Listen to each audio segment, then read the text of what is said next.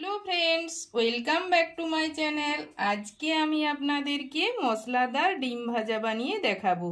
तो बंधुरा भिडियोटा स्किप ना करे पुरोटा देखबेन, आशा करी आपनादेर भालो लागबे। এই ডিম ভাজা বানানোর জন্য দুটো বড় সাইজের পেঁয়াজকে কেটে নিয়েছি আর একটা টমেটোর বীজ ছাড়িয়ে টুকরো টুকরো করে কেটে নিয়েছি। নিয়েছি কাঁচা লঙ্কা কুচি আর নিয়েছি ধনেপাতা কুচি, নিয়েছি দুটো ডিম। তাহলে চলুন বন্ধুরা রেসিপিটা শুরু করা যাক। এখানে একটা বাটি নিয়েছি, বাটির মধ্যে দিয়ে দিলাম কুচনো পেঁয়াজ, দিয়ে দিচ্ছি ধনেপাতা কুচি আর দিয়ে দিলাম কাঁচা লঙ্কা কুচি, দিয়ে দিচ্ছি পরিমাণ মতো লবণ, দিয়ে দিলাম খুব কম পরিমাণ লঙ্কা গুঁড়ো, দিয়ে দিচ্ছি অল্প পরিমাণ জিরে গুঁড়ো আর দেব খুব সামান্য পরিমাণ ধনে গুঁড়ো, দিয়ে দিচ্ছি 1 চিমটি হলুদের গুঁড়ো। এই সব উপকরণগুলো চটকে চটকে মেখে নেব। সব উপকরণগুলো ভালোভাবে মেখে নিয়েছি। এখন এর মধ্যে দিয়ে দিচ্ছি কুচনো টমেটোগুলো এর সাথে ভালোভাবে মিশিয়ে নেব। দিয়ে দিচ্ছি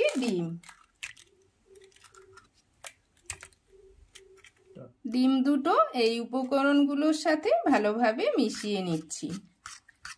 ডিম দুটো ভাজার জন্য প্যানের মধ্যে দিয়ে দিচ্ছি 3 থেকে 4 চামচ পরিমাণ সরষের তেল। এখানে আপনারা সরষের তেলের পরিবর্তে সাদা তেলও নিতে পারেন। গরম হয়ে গিয়েছে, তেলের মধ্যে দিয়ে দিচ্ছি ফেটিয়ে রাখা ডিম।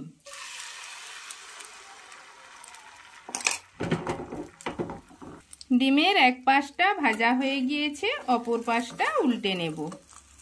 তো দেখুন বন্ধুরা, ডিম ভাজাটা আমার তৈরি হয়ে গিয়েছে। এটা দেখতে কতটা সুন্দর হয়েছে। এটা দেখতে যতটা সুন্দর হয়েছে খেতেও কিন্তু খুব ভালো লাগবে। আপনারাও বাড়িতে খুব সহজে এইভাবে ডিম ভাজা বানিয়ে নিতে পারবেন। তো বন্ধুরা, ভিডিওটা ভালো লাগলে আমার চ্যানেলটাকে অবশ্যই সাবস্ক্রাইব, শেয়ার, লাইক এবং নতুন ভিডিওর আপডেট পেতে পাশের বেল আইকনটা প্রেস করে দেবেন। আজকের মতো এলাম বন্ধুরা।